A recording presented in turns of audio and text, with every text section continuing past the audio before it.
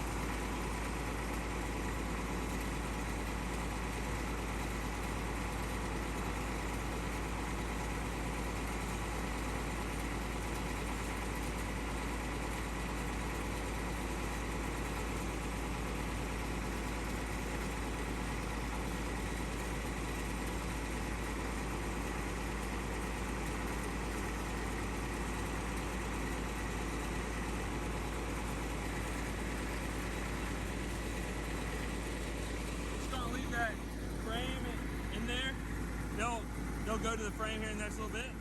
Yeah. And then, here I go. They'll go to the frame in the next little bit. And then I'll come up there and get it after a while. Appreciate it. Yeah, I hope to be gone an hour. All right, guys, so I shook all my bees in here. Got it swarm. And the best way to keep your swarm in a hive is to put open brood, milk brood in there like this. You can see little C-shaped larvae in there. Got the same going right here on this side. Let's see if I can focus in on it. There we go. Open larvae will hold a swarm in place. So just gonna put that in there. Here in a little bit, as I find some food for them, we'll put some food in there. I left that extra frame up there in the bucket because a bunch of bees ended up in the bucket. So not a big deal. We'll go up there in a little bit and just grab that extra frame, bring it down here. We'll let all the bees crawl onto that. So I try not to do swarmy bees, but in this case, I know it's the owner neglect. I haven't had time to get down here to get these last 12 hives. So in this case, we'll keep these bees. It fills in a spot, and that way they're not lost to the trees. So thanks for watching, guys. Y'all have a good day.